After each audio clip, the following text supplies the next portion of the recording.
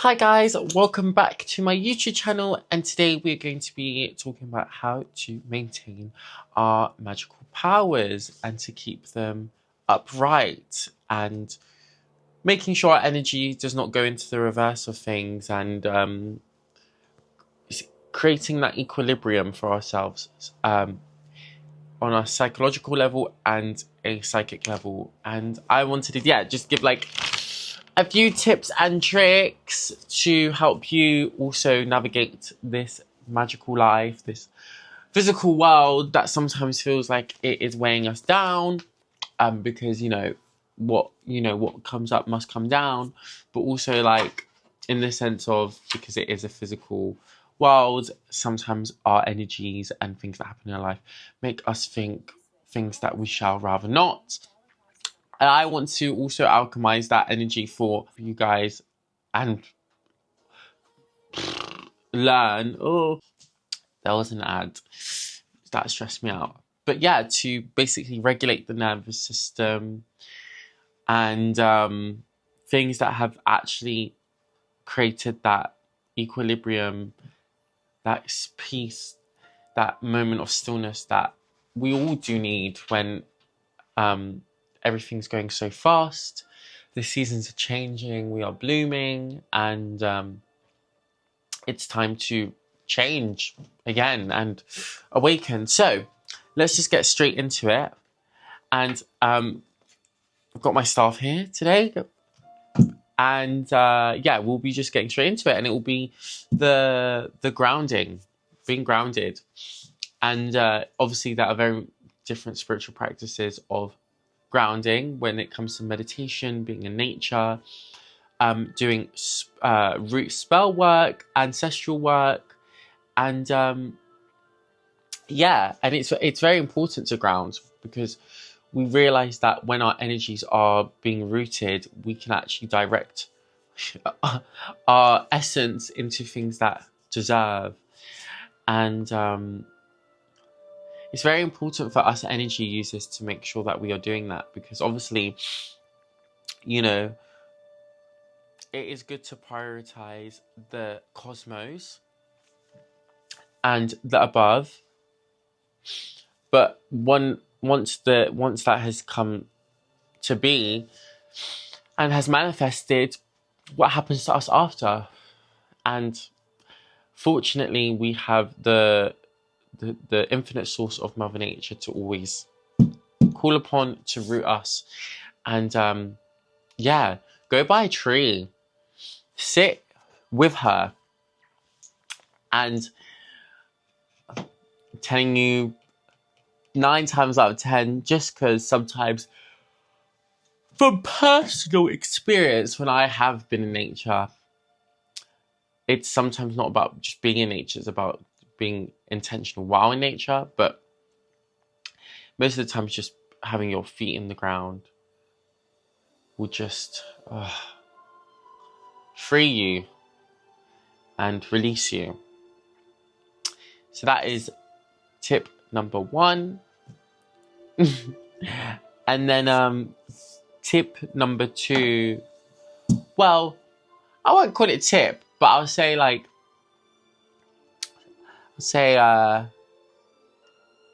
don't know what I want. I actually don't know what I want to say right now, but I'll just move on.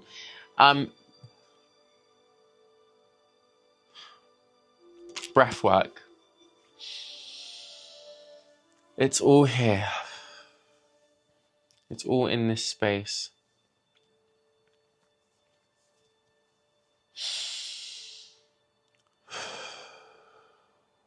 Creating space in the chest is very important, especially for magical work and practice work. Any spiritual practice, there's always going to be some sort of a breath work involved, and the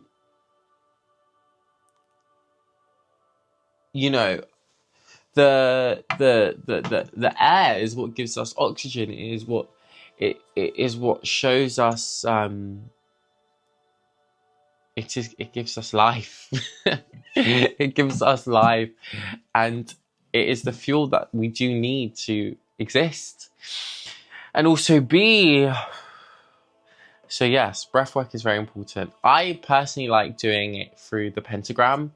So like, we've got Earth, right? Well, I wonder, okay. I can't be bothered to move at the moment. Fine. I'll move, I'll do it for you guys. That, I didn't even give you guys any things to do for the grounding. My goodness, I just said a few tips, but it's fine. But anyway, I do the breath work through the pentagram, and I start down to earth, go to water spirit, to fire, to air, to water, then back down to earth. Basically like the invocation and banishing pentagram. And yeah, I just breathe each time on each element. And then as I breathe out, I exhale towards the next element. So it'll be like, so it'd start from earth, from spirit, to fire, to air, to water, to earth. And yeah, that really helps me personally. And yeah, that really helps me personally because the elements is obviously, it's surrounding us all the time. So you can never run dry from that source. And yeah, you can also incorporate breathwork into countless of things. Be imaginative with it, and because our energy in response goes with also our imagination. So, with that being said, if you are finding yourself drawn to something specifically that is going to help you reach that state, whether it's focusing, actually looking at something, I would advise that, you should work on what that gives you that state of comfort and that focus. So yeah, going back to grounding, because I didn't really explain anything much. I just kind of like rattled through it. But with the grounding, the golden flower meditation, I haven't done it in quite a while actually. But anytime someone has asked me what meditation or if any advice of meditation at all, I've always gone back to the golden dawn, and that was through the golden flower meditation. It's a Chinese one, and it goes through spirit, mind, body, and soul. It basically it changes your personality into a more lifted, more high frequency version. So recommend the golden flower. Also like thinking of Rapunzel, Tangled, because yeah, I've always been drawn to the golden flower. And then when I found out it was a meditation practice, I was like, oh wow, that is like very profound. So I'm definitely going to take that and be like Gothel. Flower gleaming glow, let your power shine, make the clock reverse and bring back what once is mine. What once was mine. Yeah, so yeah, that is like, if anything, if I could talk about grounding all day, to be honest, but if I was to say a method, it would be the golden flower. And yeah, so okay, moving on to the next is, obviously we are talking about these practices and methods and tips and stuff, and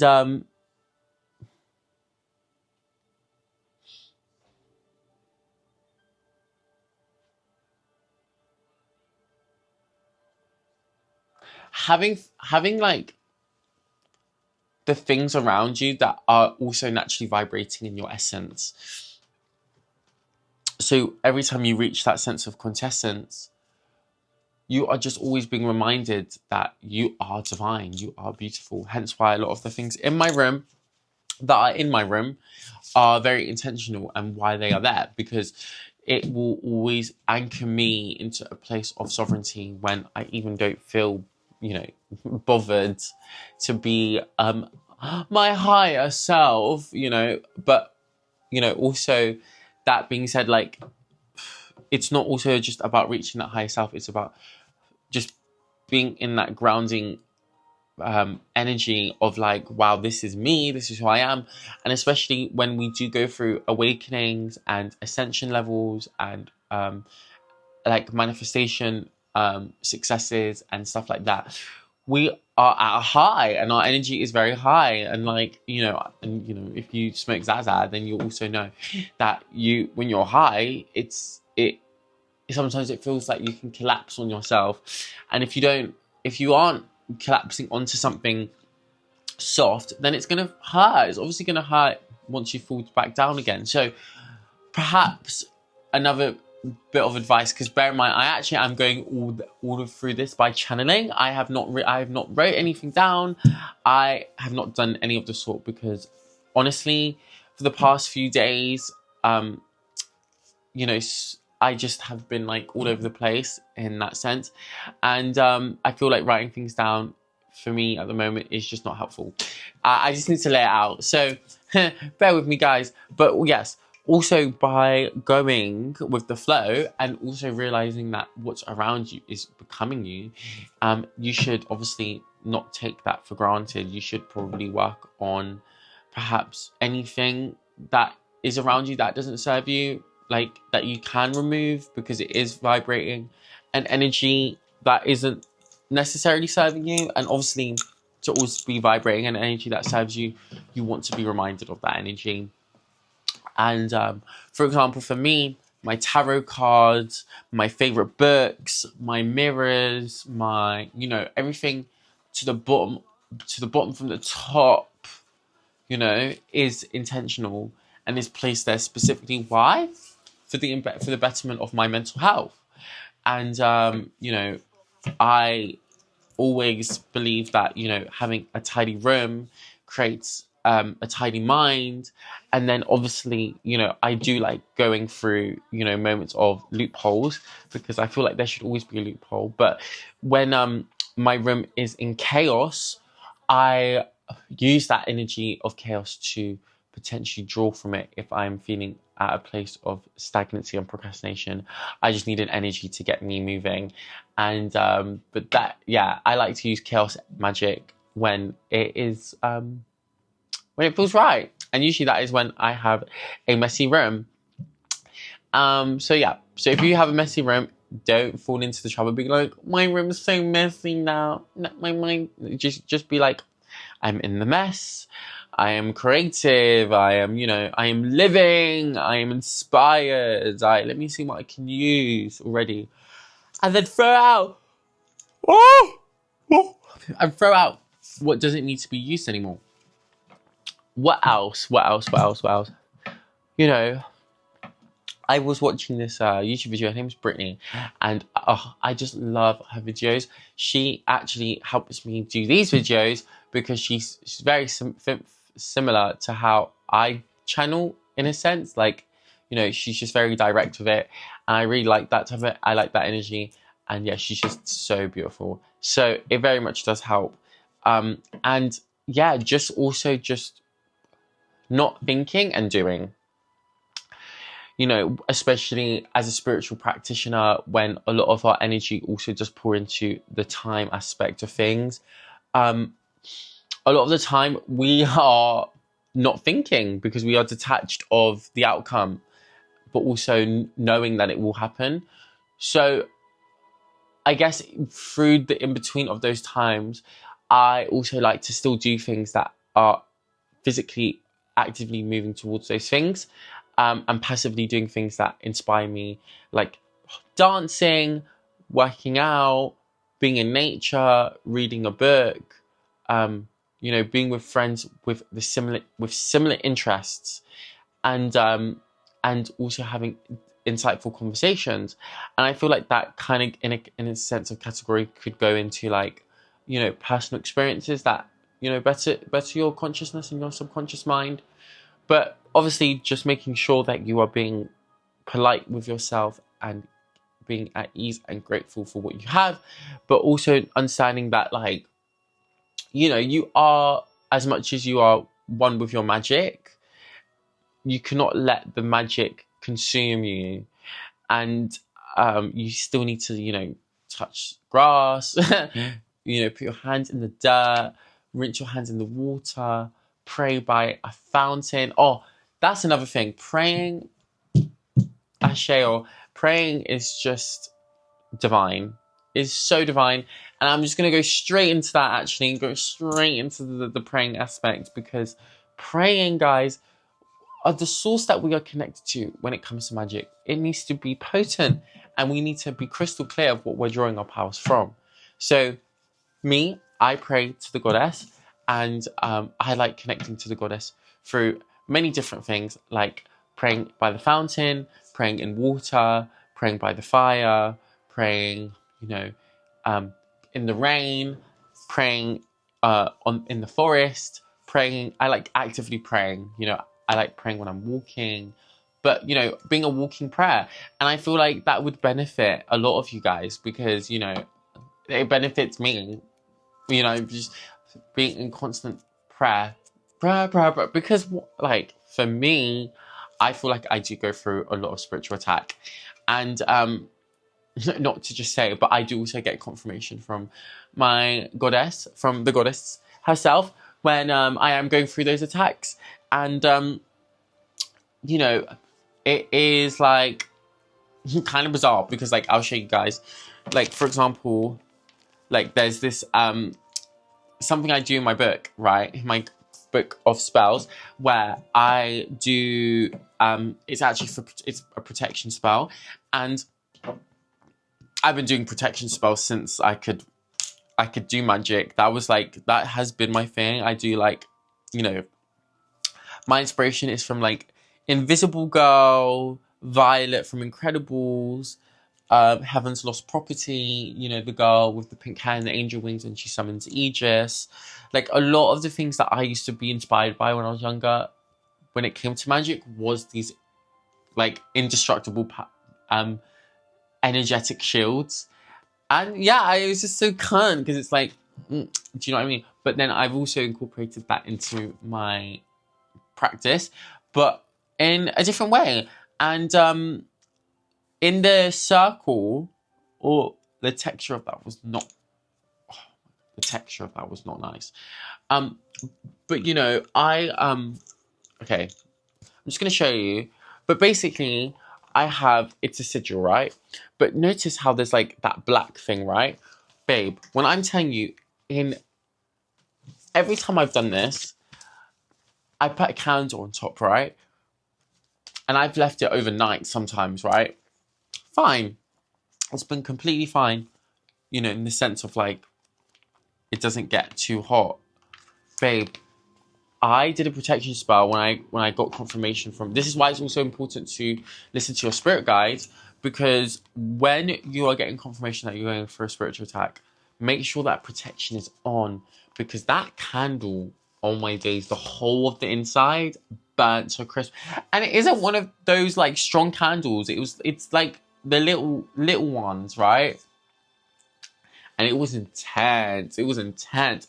I actually woke up from my dream, and I was receiving a lot of insight, and I realized, and I was like, wow, like, that was insane. Like, it was like I was undergoing something in that moment. And as the spell was active, it was like, it just, obviously it came into effect. Like, you know what I mean?